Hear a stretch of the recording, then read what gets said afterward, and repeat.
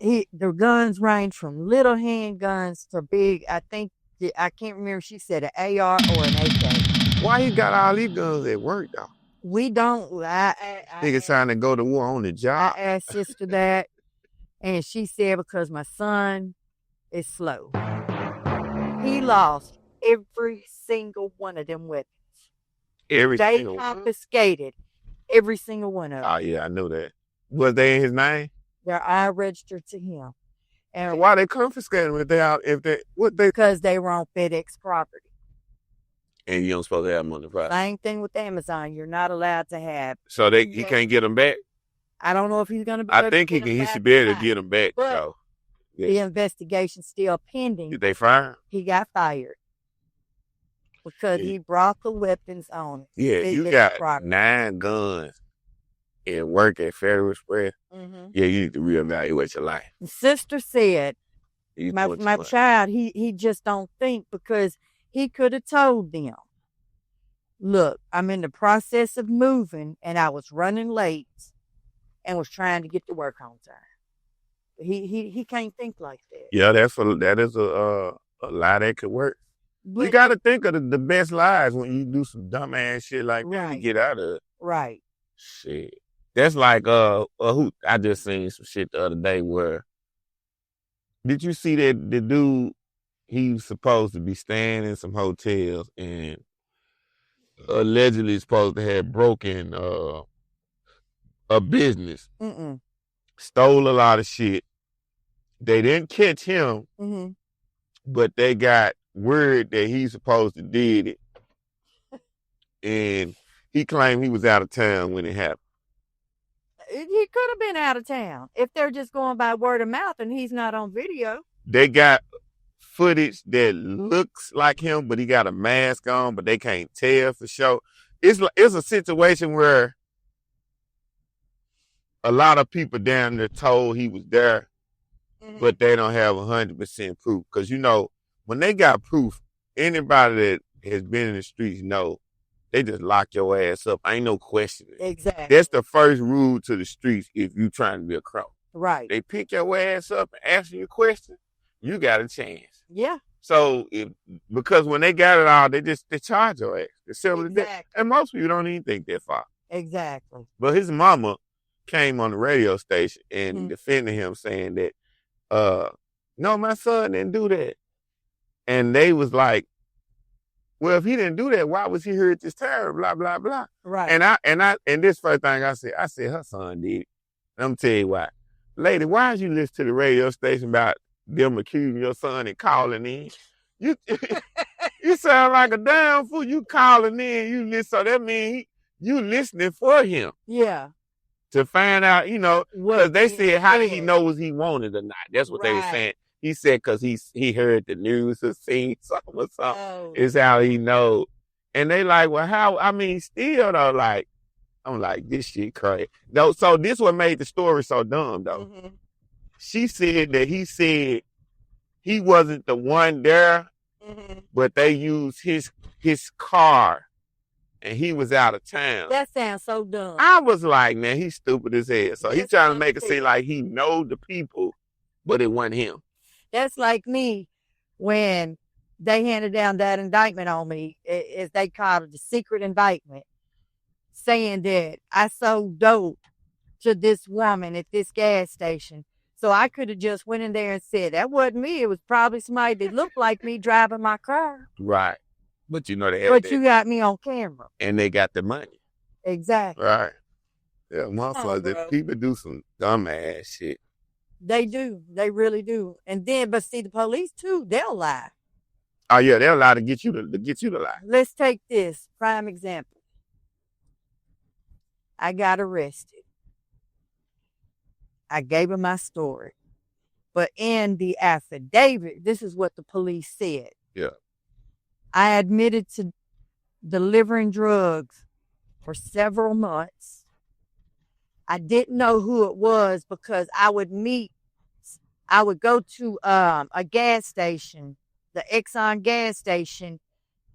I got to say this right, at Perkins, at the corner of Perkins and Airways. Yeah. There ain't even no Let's connection. think about this. Right. Perkins is where? East Memphis. Yeah. Airways is South Memphis. Right. Okay. So that's the first lie was I admitted to doing it for several months. That was the first lie. I told him it was my first time. Right. Second lie, I met somebody at Perkins and Airways at an Exxon. That's the third lie because I never told them what gas station. Right. All right. Then the next lie was that I told them I would go in the gas station. While I'm in the gas station, they put the drugs in my vehicle. But then they turn around and said that I didn't know I gave them a description of the guy. And then further on as it went, I told them I didn't know what the person looked like. Yeah. So all these lies in one affidavit. My attorney caught the lies because he questioned me about it. Right. But the judge didn't catch the lies. Judge ain't want to catch. No, because apparently he didn't get no pussy the night before, and I got in trouble in court for that. Remember me telling you about that? Yeah. I thought my attorney was going to knock my shoulder off. But if you don't have me, if you can't go to that Exxon at Perkins and Airways. Right. You can't get his person and show me video. I didn't do it. Right. Because you know why? A lot of informants are not really informants by the correct procedure, meaning they didn't put the paperwork in, they didn't do it with the judge, it wasn't really organized. It's just your personal informant as an officer, somebody that you got that's willing to tell, and they just tried to put a case together real fast to bust you and then have everything together. Exactly. That's how a lot of bust people get out of because of that. They just be so eager to bust a motherfucker till they slip up with doing everything right. Yeah. That's like a lot of people don't know when they get busted for selling drugs. If they don't have a warrant a lot of the time, even if you got drugs or whatever, that shit can be thrown out if you got a lawyer.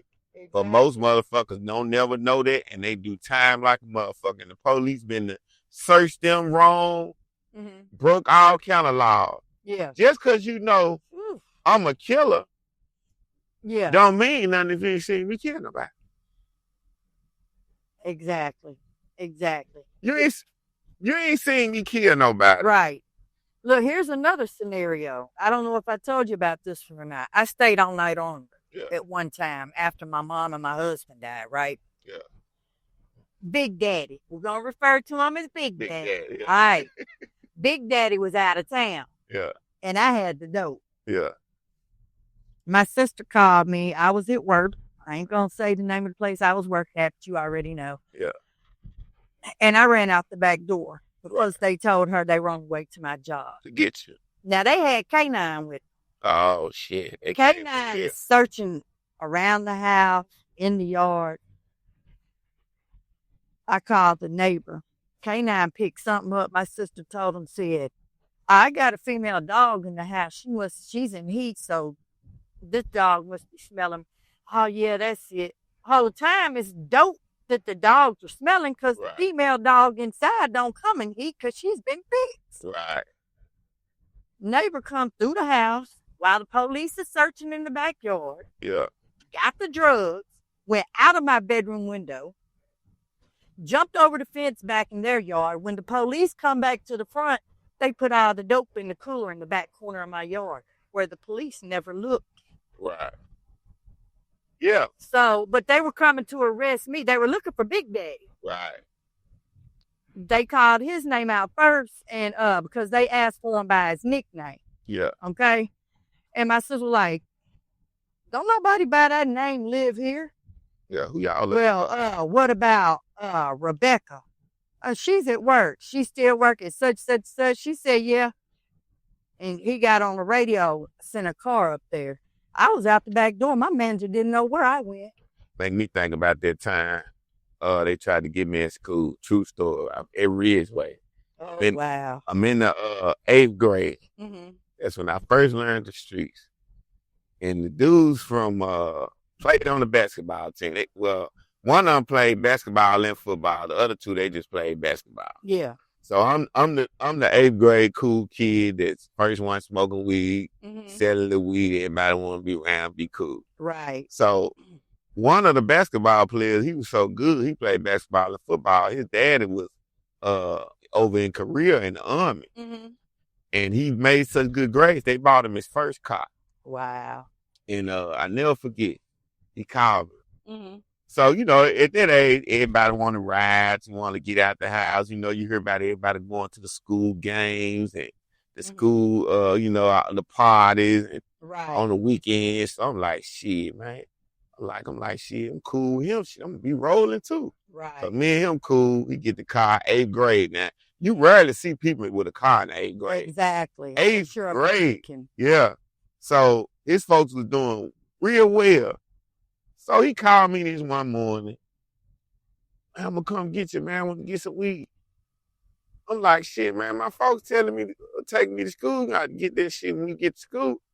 He begged me to let them, don't let them drop me off. He going to come and get me. My grandma don't like him because, like I say, he play on a good team. He don't do nothing wrong. He ain't no bad, student. He carry himself good. He just trying to be down and smoke weed because I'm smoking weed himself. Right. Pick me up. He picked me up. He got the other 2 basketball players on the team in the car with us. So I'm like, they all hyped up, So I know, we on the way. So one thing I remember, because I remember seeing so many kids go to juvenile court for smelling like weed. And I was the only small one in the bunch. I said, look, before we go to school, let's stop and get some chronic killer. Right. And I can't be late no more. I'll get late some more. I'm going to get suspended. I said, man, they smell that weed, nigga. You gonna get your ass tore up. You talking about a suspension. Exactly. This is bigger than that. So he heard me the first time. We go to like 2, 3 gas stations. They end up not having them at the first ones we went to. Yeah.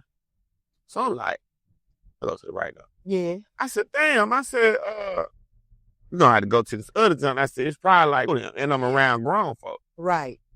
He pushed the issue. I try to say one last time. I said, look, don't park in the school parking lot. Park in the apartments. We're going to walk. Yeah. In case it go down. He do it. It go down. We all in 2 different classes. What saved me was they put me in the auditorium when I got ready to go to my first period because our teacher that we normally had one at school, so we had a substitute. And so everybody in this particular class that day was sitting in the cafeteria for each period with the substitute. Right. So we got ready to go there. It was like, your first period, y'all going to the cafeteria. So I go sit down, the bell ring. Now it's time to leave either to go to the next one. That's why I feel like they ain't smelling weed on me because we was in the cafeteria, with food around and stuff like that. Right. The bell ring, going to the next class. I see the one of the dudes that had rolled with us, and then I see 2 other 2. They got markers.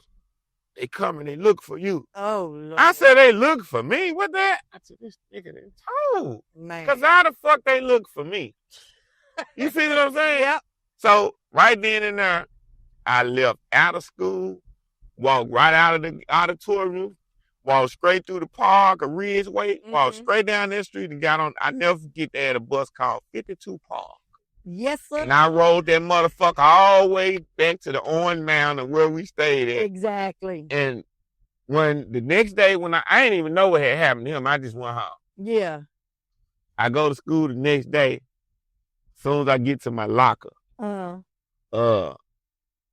police, the school police, and the teacher, they come grab me. Oh, they want to see you in the office. I already knew what was up. Yeah. I said, what's going on? They was like, did you come to school yesterday? I said, no. That's the only part I fucked up on because they know I came for home run and so. Yep, the attendance. But if I'd have did one other thing, I would still have them. I should have went home and told my grandma what happened and just took dealing with them and not had to worry about getting kicked out of school. Exactly. I'm trying to avoid the whole situation. So I don't say nothing. So they say, well, we're going to call your folks. And if they say you was at home, then all right. They call my grandma. She tell them that I rode to school with Marcus. Marcus is who they got in there, who they snitched off. Oh, So they come back in there and then they searching me down again. I ain't got nothing on me. Whatever y'all was gonna get, you could have got it yesterday. But this what make it so stupid. This is why he told. Mm-hmm. Remember, I'm smart. When I told him to park in the apartment next to the school, I put my weed in my door because I knew they was gonna smell it. I knew this. Right. They didn't even know where he parked his car. He gonna try to get out of it by doing me in. They goes to the school parking lot because everybody knew he had a car to look for it. They couldn't find it. They said, how you get to school? Instead of him saying, well, folks, and no matter what they said, I still want to say they wouldn't know nothing. Folks would have came and got him to go. He gets, his folks come up there and they tell him, just tell on him. And that's what he did. So when they didn't find me, when they came to look for me, they took his ass to jail for their weed. You done yourself. Man, what you done yourself. Exactly. Trying to snitch on me, it backfired. Exactly. So he calls me when he gets out of juvenile. I don't go to juvenile, no, they just kick me out. They don't have no evidence. Yeah. They just gonna kick you out of Memphis City Schools for the rest of the year. Right. Well, I take that, because I ain't taking nothing else. Whoop you do. Exactly. I'm in school. That's it. You try to be slick and get out of it and tell where the car was because you knew this wasn't nothing. I didn't never sneak. I'm not gonna plant nothing. Yeah. He knew this because I instructed him to park and told him why. They gonna smell this stuff, bro. I'm telling you.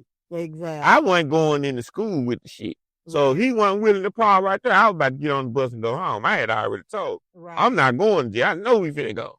Right. And so he was like, I said, okay, well, park over here. I'm going to leave my weed in here because they going to smell it. That's that. I'm talking about a whole apartment complex, not even at the school. You know, that's when you know people ain't shit.